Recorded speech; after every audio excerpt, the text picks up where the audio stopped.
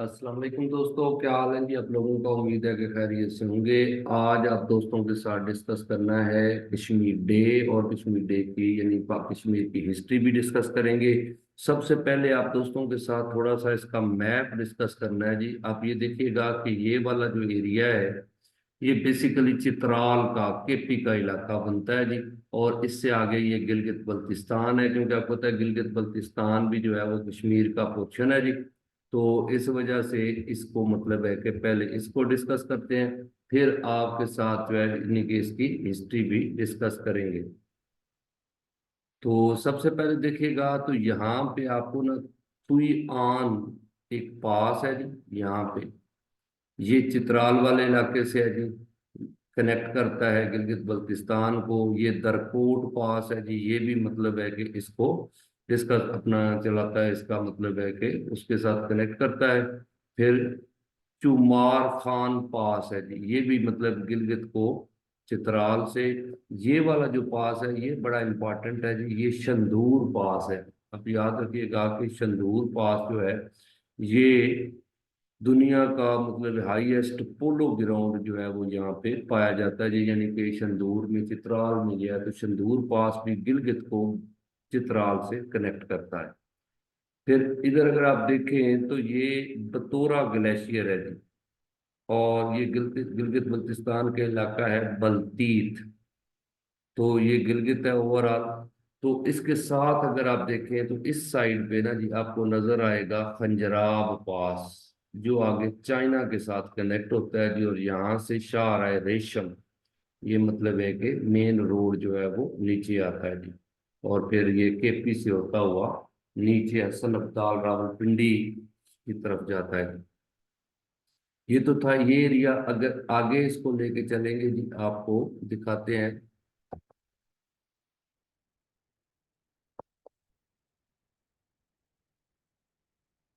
तो अब ये देखिएगा कि यहाँ से जी अगर आप देखें ये खंजराब पास था, तो ये वाला एरिया जो है ये आपने याद रखना है कि ये चाइना के साथ हमारा बॉर्डर जो है वो लग रहा है जी।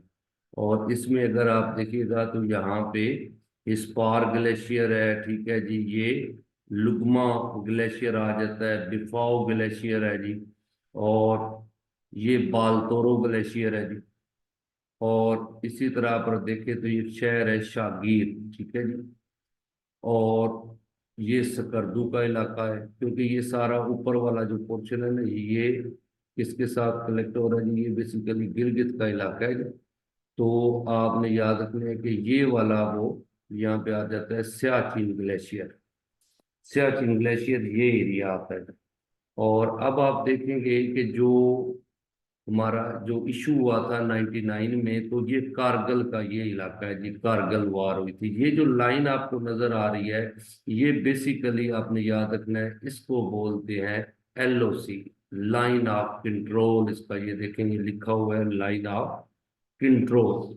यानी इंडिया, अब इसके नीचे जो है वो इंडिया का इलाका जो है ना जी वो शुरू होता है जी। इसमें ये इस अंदाज में है जी। ये ये देखिएगा कि ये लाइन आ रही है लाइन ऑफ कंट्रोल।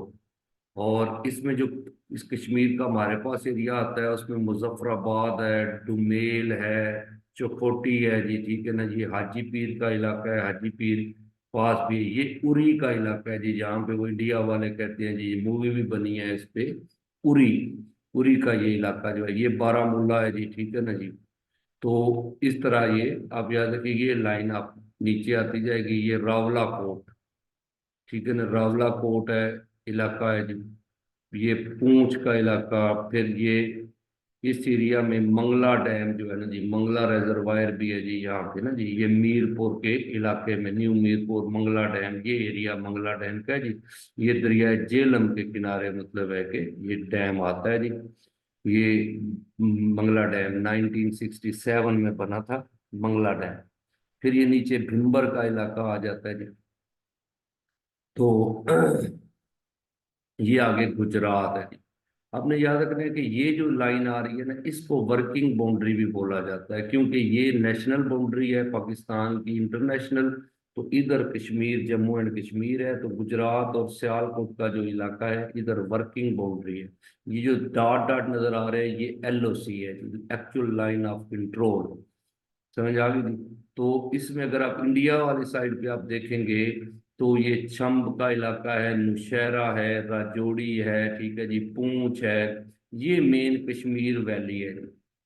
और ये श्रीनगर, ठीक है ना जी, ये श्रीनगर का इलाका जो है वो आपने याद रखिएगा जी। तो ये वुल्लर लेक है जी, ठीक है ना जी, डाल लेक और वुल्लर लेक, यहाँ से जो है ना वो झेलम रिवर जो है उसकी स्टार्ट होती है जी। ये झेलम रिवर जो है, ये आपने याद रखना है कि झेलम रिवर जो है बेसिकली वुल्लर लेक और डाल लेक से जो है वो ये निकलता है जी, और फिर पाकिस्तान की तरफ जो है ये जाता है। और इस तरह मैंने आपको बताया था कि इसके ऊपर जो है वो मंगला डैम आता है। तो ये आपने याद रखिएगा कि ओवरऑल मतलब है इसके इलाके हैं जी जो कश्मीर के मतलब मेन जो है, जम्मू एंड कश्मीर हो गया, छंब हो गया, नौशहरा, राजौरी, तो ये सारे कश्मीर के इलाके हैं जिसमें मतलब है कि इंडिया और पाकिस्तान, ठीक है जी, उनमें मतलब है ये आता है। क्योंकि आप देखिएगा ये नागा पर्वत जो है ये गिलगित बल्तिस्तान वाली साइड पे है, हिमालय की हाईएस्ट रेंज है जी, 8,126 मीटर इसकी हाइट है। तो कारगिल का भी आपको पता चल गया, क्योंकि ये वाला वो एरिया है जो कारगिल में जंग हुई थी। तो यहाँ पे मतलब है कि 1999 में जून जुलाई में जो इशू हुआ था जी, वो कारगिल वार यहाँ पे हुई थी। तो ये तो था इसका जस्ट जो है वो मैप था जी कि इंडिया और कश्मीर की मतलब है कि आपको पता है कि इसको पहले सीज फायर लाइन बोलते थे, तो 1972 में इसका नाम जो है वो LOC लाइन ऑफ कंट्रोल जो है वो रखा गया था। अब इसको हम डिस्कस करते हैं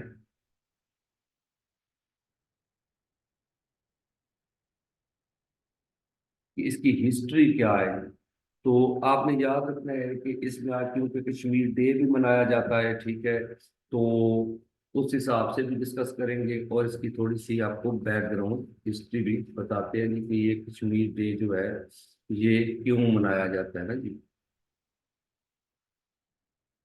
अच्छा जी, अब अगर आप देखिए तो हिस्ट्री में सबसे पहले यहाँ पे ना मौर्य डायनेस्टी थी, मौर्य सल्तनत। ये BC की बात है, चंद्रगुप्त मौर्य है, अशोका है, ठीक है जी, वो बहुत पुरानी बात जो है जी। फिर मुगल्स जो आए हैं ना जी, 16वीं से 18वीं सदी तक यहाँ पे मुगलों का रूल रहा है जी। फिर उसके बाद सिख रूल आ गया था जी। सिख दौर के अंदर जो है, फिर जब उनकी गवर्नमेंट जो है उनसे छीन लिया, ताजे बरतानिया ने, बरतानिया यहाँ पे आया तो उन्होंने यहाँ पे इन ब्रिटिश ने छीन लिया। और फिर 1846 में ये इलाका जो है वो सेल कर दिया गया था गुलाब सिंह डोगरा, गुलाब सिंह डोगरा, गुलाब सिंह डोगरा को ये जब इलाका सेल किया गया है, तो आप याद रखिएगा कि ये 1846 में अमृतसर ट्रीटी हुई थी, अमृतसर का ना मुआहदा हुआ था, उसके तहत 1846 में ये 75 लाख में ये गुलाब सिंह डोगरा को जो है वो सेल किया गया था ये इलाका, 75 लाख। तो इसके बाद ये 1857 में ना जी ये बंदा मर जाता है जी, गुलाब सिंह डोगरा। तो इसकी जगह पे इसकी औलाद में से आया था रणबीर सिंह। रणबीर सिंह जो है उसने 1885 तक रूल किया जी, 57 से 85। और फिर आता है प्रताप सिंह। प्रताप सिंह जो है उसने 1925 तक रूल किया। और 1925 से आगे हरी सिंह डोगरा जो है वो रूल करता है। हरी सिंह डोगरा सख्त रूलर था जी, इसने मुसलमानों ने जब इसके खिलाफ आवाज उठाई तो उसने उनको मारना शुरू कर दिया। 1931 में इसने बकायदा उनको क्रश करने की कोशिश की। तो 1932 में पहली डेमोक्रेटिक यानी कि पहली पॉलिटिकल पार्टी जो है वो बनाई है शेख अब्दुल्ला ने। शेख अब्दुल्ला जो है उसने पहली जो पॉलिटिकल पार्टी बनाई उसमें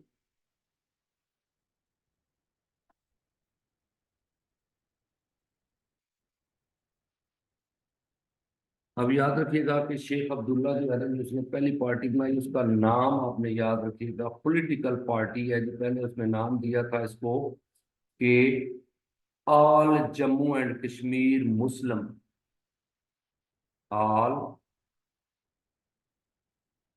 Jammu and Kashmir Muslim conference.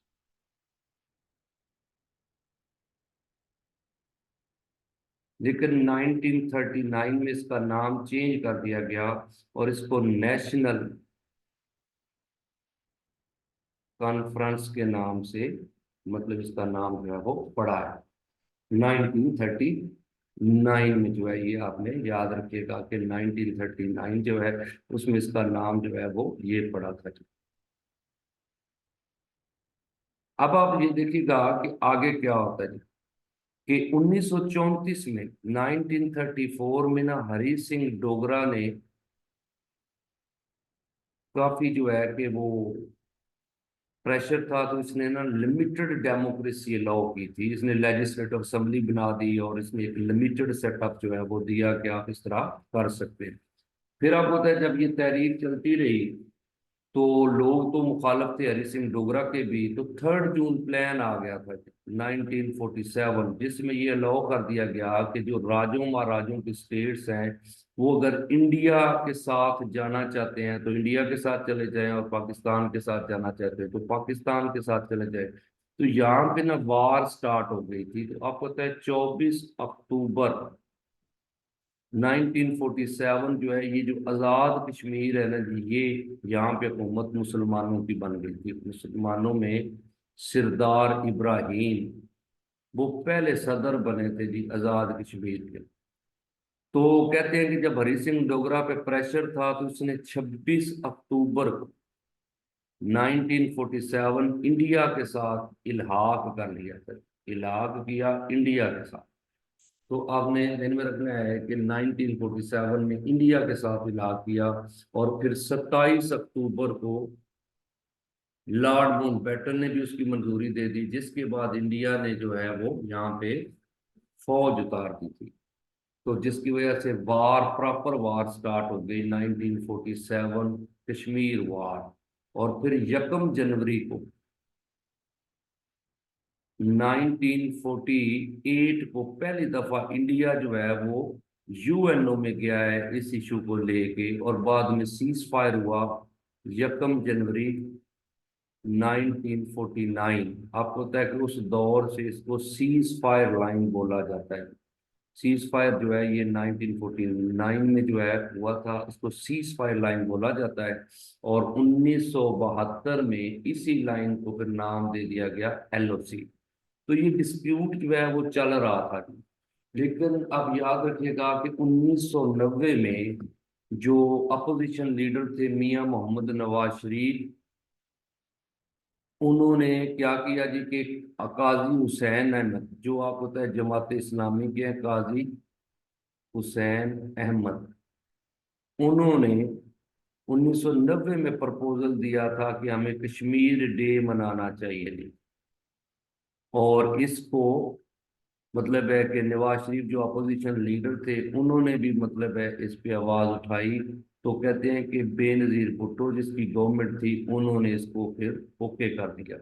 लेकिन जो ज्यादा इसको प्रॉपरली मनाया गया है फिर वो जब 1991 में मियां मोहम्मद नवाज शरीफ की अपनी गवर्नमेंट आई, तो मियां साहब जो हैं उन्होंने इसको बकायदा जो है वो मनाया है। तो इस तरह ये स्टार्ट हुआ। ये बेसिकली कश्मीरियों के साथ यकजहती के लिए ये मनाया जाता है जी। हर ये कश्मीर में भी ऑक्युपाइड कश्मीर, आज़ाद कश्मीर, और ओवरऑल पूरी दुनिया में जहाँ जहाँ मुसलमान रहते हैं वो इसको मनाते हैं कश्मीर डे के तौर पे।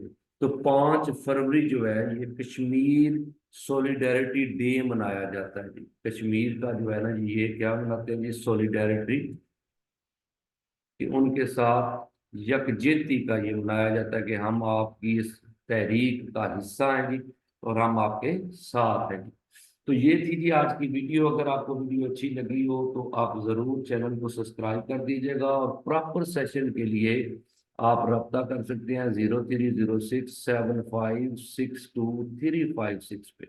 इसमें आपको डिटेल जो है वो दी जाएगी, तो इससे आपको सारी चीजें जो है मतलब प्रॉपर जो वन पेपर का प्रोसीजर है पीपीएससी एपीएससी का, वो पूरा एक डिटेल सेशन जो है वो करवाया जाएगा जी, इंशाल्लाह। उम्मीद है कि आपको वीडियो अच्छी लगेगी और आपके नॉलेज में इजाफा करेगी। Thank you.